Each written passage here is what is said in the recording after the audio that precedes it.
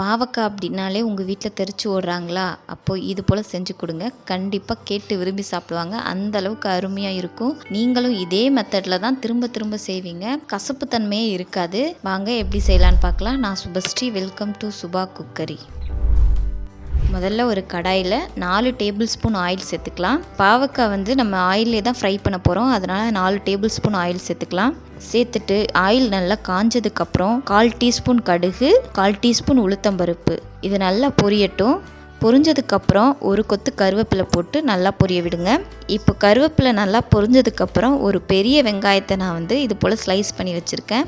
இதையும் சேர்த்து நல்லா வதக்கி விட்டுக்கோங்க. வெங்காயம் நல்லா வதங்கினா தான் பாவக்காய் நல்லா சுவையாக இருக்கும். அதனால் நல்லா வதக்கி விட்டுக்கோங்க. வெங்காயம் வதங்குறதுக்கு நம்ம கொஞ்சமாக உப்பு சேர்த்துக்கலாம். உப்பு சேர்த்து நல்லா வதக்கி விட்டுக்கோங்க. இப்போது நான் ஒரு பெரிய சைஸ் பாவக்காவை விதையை நீக்கிட்டு நான் கட் பண்ணி வச்சுருக்கேன். இதையும் நான் சேர்த்துக்கிறேன். சேர்த்து பாவக்காவை நல்லா வதக்கி விட்டுக்கோங்க. பாவக்காய் வந்து உங்களுக்கு ரொம்ப கசப்பாக இருக்கும் அப்படின்னு நீங்கள் நினச்சிங்கன்னா பாவக்காவோட மேலே அந்த சொரசொரப்பாக இருக்கு இல்லையா, அதை கூட நீங்கள் லைட்டாக சீவிட்டு நீங்கள் சேர்த்துக்கலாம். நான் அதெல்லாம் சீவாமல் தான் சேர்த்துருக்கேன். அப்படி இல்லைன்னா நீங்கள் உப்பு மஞ்சத்தூள் போட்டு நல்லா கழுவி எடுத்துட்டா கூட கொஞ்சம் கசப்பு தன்மை குறைஞ்சிடும். இப்போது நம்ம பாவக்காவை நல்லா வதக்கி விட்டுக்கலாம். இப்போ பாவக்காய் நல்லா வதங்கிடுச்சு. இந்த ஸ்டேஜில் நம்ம 1/4 டீஸ்பூன் மஞ்சள் தூள், ஒரு 1/2 டீஸ்பூன் அளவுக்கு சில்லி பவுடர் சேர்த்துக்கிறேன். இப்போது 1/2 டீஸ்பூன் குழம்பு மிளகாய் தூள் சேர்த்து எல்லாத்தையுமே நல்லா கிளறி விட்டுக்கோங்க. உங்களுக்கு காரம் பத்தலைன்னா கூட நீங்கள் காரம் இன்னும் கொஞ்சம் போட்டுக்கலாம். இப்போ நல்லா இந்த மசாலாவில் நல்லா வதக்கி விட்டுக்கோங்க. பாவக்காயை நம்ம இதில் தண்ணி சேர்க்க போகிறதில்ல, எண்ணெயிலே தான் ஃபுல்லாக வந்து வதக்க விட போகிறோம்.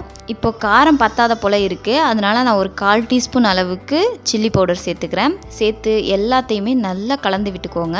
கிளறினதுக்கப்புறம் நம்ம ஒரு மூடி போட்டு நம்ம மூடி வச்சிடலாம். நம்ம பாவக்காயில் வந்து தண்ணி சேர்க்கலை. உங்களுக்கு விருப்பம் இருந்தால் கொஞ்சமாக நீங்கள் தண்ணி கூட தெளித்து விட்டு நீங்கள் மூடி போட்டு மூடிக்கலாம். இப்போது ஒரு 5 நிமிஷத்துக்கு மூடி போட்டு நம்ம மூடி வச்சிடலாம். இப்போ மூடியை ஓப்பன் பண்ணிக்கலாம். 5 நிமிஷம் ஆயிடுச்சு. இந்த ஸ்டேஜில் நம்ம ஒரு 4 பல் பூண்டை நல்லா தட்டி சேர்த்துக்கலாம். தட்டி சேர்த்து நல்லா கிளறி விட்டுக்கோங்க. இதோட ஃப்ளேவர் வந்து நல்லாயிருக்கும். கார்லிக்கோட ஃப்ளேவர் வந்து இதில் ரொம்ப டேஸ்ட்டாக இருக்கும். பாவக்காவோட ஸ்மெல்லு கூட இருக்காது இதில். நல்லா இப்போ கிளறி விட்டுக்கோங்க. இப்போது ஃபைனலாக நம்ம 1/4 டீஸ்பூன் அளவுக்கு கடலை மாவு சேர்த்துக்கிறேன். இது ஆப்ஷனல் தான். கடலை மாவு சேர்க்கறதுனால இதோட டேஸ்ட் கொஞ்சம் இன்னும் நல்லா இருக்கும். கடலை மாவு சேர்த்து நல்லா கிளறி விட்டுக்கோங்க. இந்த அளவுக்கு கிளறினா போதும். பாருங்கள், பாவக்காய் எவ்வளோ சுருண்டு அழகாக வந்திருக்கு. பார்க்குறதுக்கே ரொம்ப நல்லா இருக்குல்ல. சாப்பிட்றதுக்கும் ரொம்ப டேஸ்ட்டாக இருக்கும். கண்டிப்பாக ட்ரை பண்ணி பாருங்கள். இப்போ நான் லாஸ்ட்டாக கருவேப்பிலை போட்டு நான் ஸ்டவ் ஆஃப் பண்ணிக்கிறேன். இது ஒரு ஃப்ளேவருக்காக தான் நான் கருவேப்பிலை சேர்க்குறேன். பாருங்கள், நம்மளோட டேஸ்டான பாவக்காய் பிரட்டல் ரெடி ஆகிடுச்சு. நேற்று எங்கள் வீட்டில் இது போல் தான் நான் பாவக்காய் செஞ்சேன். யாருமே ஒதுக்கவே இல்லை. எல்லாருமே வந்து ரொம்ப நல்லா இருக்குது அப்படின்னு சொல்லிட்டு சாப்பிட்டாங்க. ரொம்ப டேஸ்ட்டாக இருந்துச்சு. அதனால தான் இந்த வீடியோ போஸ்ட் பண்ணுறேன். நீங்களும் இது போல் ட்ரை பண்ணி பார்த்துட்டு கமெண்ட் பண்ணுங்கள். உங்களுக்கு இந்த பாவக்காய் வீடியோ பிடிச்சிருந்ததுன்னா சுபா குக்கரி சேனலை சப்ஸ்கிரைப் பண்ணுங்கள், லைக் பண்ணுங்கள், ஷேர் பண்ணுங்கள். அடுத்த வீடியோவில் சந்திக்கிறேன். நன்றி.